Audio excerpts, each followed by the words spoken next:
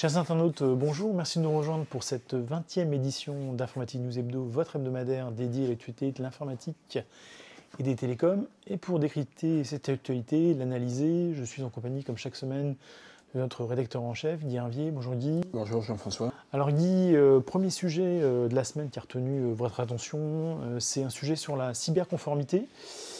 À l'occasion d'une étude du CXP qui fait le point sur les nombreuses réglementations à venir en matière de sécurité, de sécurité des données, de sécurisation des systèmes d'information.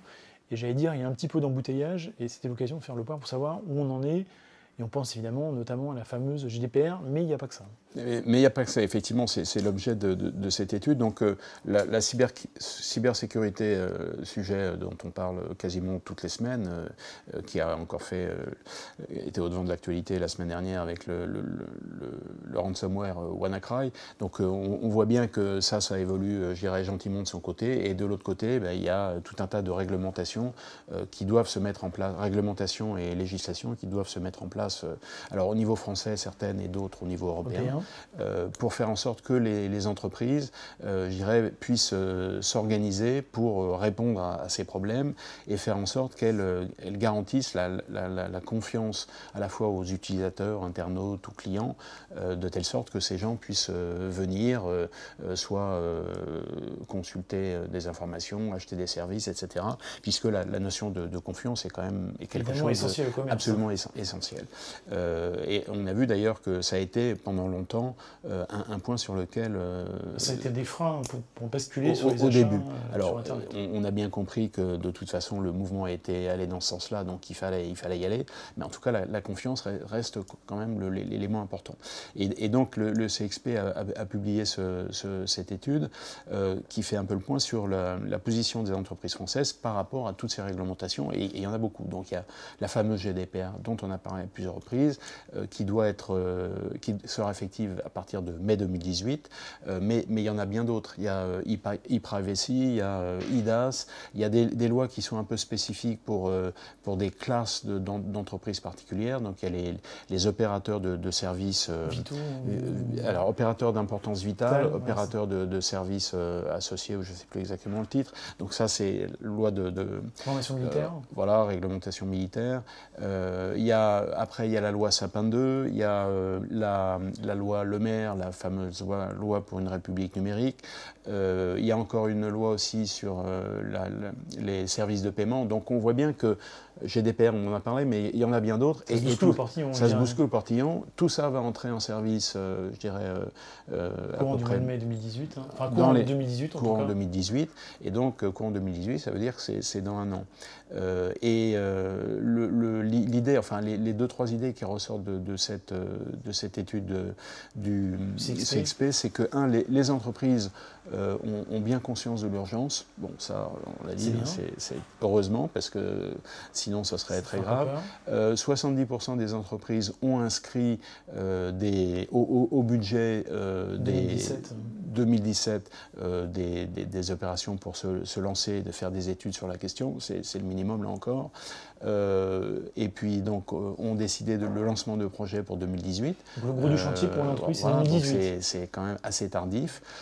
Et puis, 5% seulement ont mis en place des notifications de remontée d'incidents. Donc ça, c'est quand même très très peu. Donc, je dirais que la conclusion, c'est que face à cette urgence, les entreprises françaises ne sont peut-être pas positionnées au mieux pour répondre à toutes les obligations auxquelles elle devra répondre. Alors on le sait, hein, quand il y a une échéance qui est assez lointaine, on attend toujours un dernier moment. C'est vrai au niveau individuel, c'est vrai sans doute au niveau des entreprises. On se souvient du fameux bug de l'an 2000. Mais en tout cas, il y a vraiment urgence à se mobiliser, sachant que, là on parle des entreprises françaises. Est-ce que les entreprises allemandes, anglaises, italiennes sont mieux positionnées? On ne sait pas trop, mais en tout cas, il faut vraiment que les entreprises se mobilisent pour ça. Très bien, de toute façon c'est clairement un sujet qui fera notre année et l'année 2018. En attendant, autre sujet, c'est l'évolution de la situation de l'emploi du secteur et notamment l'évolution des sièges sociaux, avec deux exemples intéressants. Hein. L'exemple d'Intel dont on n'a pas beaucoup parlé, Renault, un constructeur automobile qui va reprendre 400 emplois Intel, entreprise phare de la tech, donc c'est un peu un mouvement inverse de ce qu'on attendait, hein, parce que tout le monde nous disait que l'automobile c'est fini et que tout allait se passer dans la Silicon Valley. Visiblement, c'est peut-être pas tout à fait le cas. Et puis, alors ça a un peu une problématique différente, mais quand même intéressante, Cegid, donc le siège social, va bouger et va dans un pays plus amical sur un plan fiscal. Voilà. Alors bon, là c'est vous qui tirez la conclusion, mais effectivement, on va en reparler.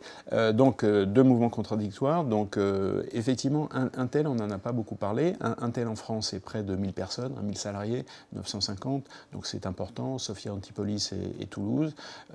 Et donc, Intel a décidé, il y a quelque temps, de se libérer de 750 salariés, ce qui est quand même très important, ce qui veut dire qu'en gros, en France, il va rester d'Intel une représentation commerciale et puis un peu de marketing, donc je dirais pas vraiment le minimum.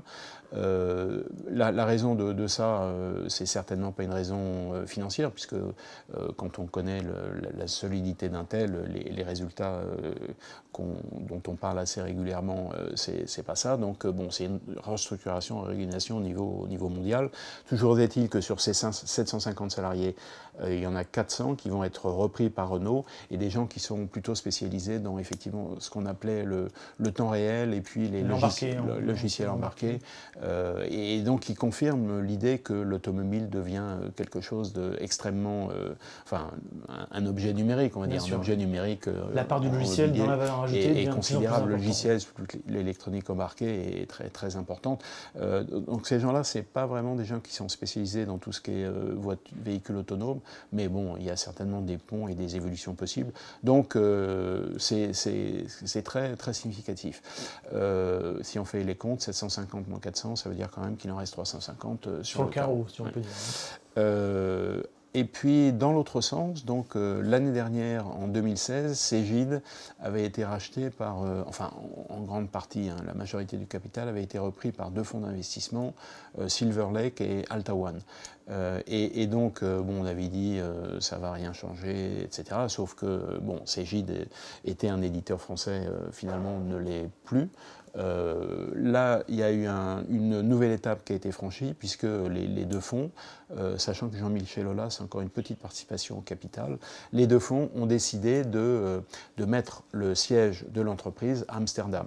Alors, comme vous l'avez indiqué, peut-être pour des raisons fiscales, sachant que Jean-Michel Aulas a bien spécifié que ce n'était pas ça la raison principale. La raison qui a été invoquée, c'est de donner toutes les chances à Cegid pour être un éditeur de dimension européenne, voire éventuellement mondiale. Donc, on peut se poser la question de savoir, bon, Cegid, c'est un peu plus de 2000 personnes. Et l'idée, c'est qu'il ne s'agit que du siège, c'est-à-dire en gros quelques personnes qui vont être à Amsterdam, et les salariés, pour l'instant, vont rester là où ils sont. Sachant que malgré tout, on dit toujours, et là on le dit encore, ça ne va rien changer pour les salariés, mais vraisemblablement à terme il va se passer quelque chose, ça ne va pas rester en l'état. Les fonds d'investissement ont des objectifs qui sont très précis, donc qu'est-ce qu'ils vont faire, on ne sait pas trop. Pour l'instant c'est juste le siège, mais bon, l'avenir n'est pas encore écrit. Donc c'est vraiment deux mouvements contradictoires bon, qu'on a trouvé intéressant de mettre en parallèle, et on suivra le cas de Cegid avec beaucoup d'intérêt, parce que dans l'autre cas, bon, je dirais que ça va être un peu noyé dans la masse, enfin noyé, si je puis m'exprimer ainsi, mais dans la masse de R&D de Renault. Très bien, bah alors on passe encore sur un nouveau sujet complètement différent, mais c'est ça le charme de l'actualité du secteur. On parle du marché des PC, avec, alors que tout le monde donne ce marché est mort, l'arrivée d'un nouvel acteur, alors qui n'est pas complètement inconnu, hein, il s'agit de Huawei, qui a déjà fait, j'allais dire, le plein en matière de télécom, mais qui maintenant s'attaque, a priori, au marché des PC au passage en prenant la recette d'un constructeur californien qui a pour emblème une pomme. Oui, alors je reprendrai la formulation quand vous dites le marché des PC est mort. Bon, c'est quand même aller un petit peu vite en besogne, mais effectivement, sur 5 ans... Si on en croit les analystes, il n'y a plus d'argent à gagner. Oui, non, mais on est à moins 25% sur 5 ans, donc c'est quand même, c'est pas un marché en plein dynamisme. Donc c'est assez étonnant de voir un acteur futile chinois arriver sur ce marché-là. Évidemment, il ne vient pas juste pour plaisir, regarder les trains passer, il va sans doute vouloir compter. Donc comme vous l'avez indiqué, Huawei maintenant c'est un concurrent extrêmement sérieux de Cisco, donc c'est un gros acteur dans le domaine des télécoms. Il devient un acteur important dans le domaine des smartphones. Le dernier trimestre, on a vu que ses parts de marché avaient significativement augmenté au détriment de Samsung et d'Apple, qui sont numéro 1 et 2. Donc c'est quand même une arrivée tout à fait significative. Et d'ailleurs, au passage, dans le domaine des smartphones, il y a les deux autres Chinois là, qui Oppo, sont dans le notamment. Oppo et Vivo. Eux aussi ont vu leur part de marché augmenter ces derniers temps. Donc redistribution des cartes. Et donc c'est pas seulement une annonce qu'a fait Huawei, une annonce d'intention, c'est lors d'une conférence de presse à Berlin avec l'annonce de 3 nouveaux modèles. Donc d'emblée, ils ont... alors c'est plutôt des modèles relativement haut de gamme. On verra si c'est le positionnement qu'ils veulent choisir ou est-ce qu'ils commencent par ça, puis après ils vont inonder partout. On le suivra, mais en tout cas, c'est un élément important sur le marché des PC. Une pierre dans le jardin des acteurs en place, HP, Dell et Lenovo. Et Lenovo. Donc il y a maintenant les deux gros, enfin HP, Dell d'un côté, Apple est un peu à part, et puis Lenovo et maintenant Huawei qui arrive. Très bien, ça c'était pour le passage en revue de l'actualité de la semaine passée. Cette semaine, et là pour le coup dans les semaines à venir, on reparle d'un dossier, et d'ailleurs c'est l'objet d'un dossier spécifique sur Informatique News, la fameuse neutralité du net, avec un nouveau patron de l'autorité de la concurrence, enfin, l'autorité de la dérégulation des télécoms américaines, qui visiblement veut faire table rase du passé. Oui, alors on en parle, donc là on n'a pas trop l'habitude de faire la promotion de nos propres contenus, mais là en l'occurrence cette semaine on publie un dossier en 4 volets sur la neutralité du net. Donc là c'est Alain Barito qui est basé aux États-Unis en Silicon Valley qui fait ce dossier-là et qui le fait un peu sur le temps long, c'est-à-dire pas seulement en partant d'aujourd'hui, mais parce que finalement Internet ça a été une extension entre guillemets du secteur des télécoms. Les téléphones ça existe depuis longtemps. Donc on commence depuis 1934, donc les fameuses belles réglementations dans le domaine des télécoms. Puis après, il y a une autre étape importante qui est 1984 et la fameuse dérégulation d'ATT. Donc là, ATT est cassé en plusieurs morceaux, par plusieurs compagnies. Voilà, en tout cas. Petit Babybel, donc là, il y en a partout. Évidemment, un peu comme le transport aérien, il y a après une reconsolidation. Aujourd'hui, on est dans un marché d'oligopole. Après, on continue, si on balaye très vite, 1996, le Telecommunication Act de Bill Clinton, qui Internet existe déjà, mais depuis très peu de temps, qui prend en compte déjà les possibilités de ce média. Et puis donc après, sous l'ère Obama, je dirais que l'idée c'était de maintenir la neutralité du net. Rappelons ce que ça veut dire. Ça veut dire qu'en gros, tout le monde est traité de manière équivalente par les opérateurs télécoms. Voilà. Et là, depuis l'arrivée de Donald Trump, effectivement, il y a un revirement assez radical. Et la FCC a fait part de son désir, c'est plus qu'un désir, de sa volonté de changer tout ça et de faire en sorte qu'on ne puisse plus parler de neutralité du net comme on le faisait. Donc je conseille à nos lecteurs de lire ce dossier en 4 volets cette semaine. Je pense qu'ils en comprendront un peu les enjeux. Et puis, évidemment, à la fin, on traite un peu les répercussions que ça peut avoir sur l'Europe. Parce que, bon, c'est aussi ça l'intérêt. L'Internet est toujours très centré aux États-Unis, mais malgré tout, il concerne tout le monde. Bien sûr. Très bien. Et puis, ça, c'était pour les semaines à venir. Et pour conclure, alors c'est plus qu'un coup de gueule, mais on revient sur un incident qui n'a pas forcément fait la une du 20h français, mais qui en tout cas a fait plus que la une du 20h anglais. C'est la catastrophe informatique, on peut dire le mot, hein, qui a frappé British Airways et qui a maintenu tout le week-end les avions de la compagnie anglaise au sol. Enfin, non seulement les a maintenus au sol, mais les a empêchés de décoller. Hein. Donc c'était vraiment un blocage complet. Et aujourd'hui, ce lundi, je ne suis pas sûr qu'on voit une grande solution se dessiner. C'est un sujet d'étonnement, effectivement. Donc là, c'est un carton rouge pour British Airways. D'ailleurs, je crois que contrairement à ce que vous avez dit, ça a fait l'objet du 20h. Parce que ça a quand même, je veux dire, à Heathrow et Gatwick, donc les deux aéroports principaux de British Airways. Hein. Ça a été le chaos total. Hein. Le chaos total, oui, c'est exactement ça.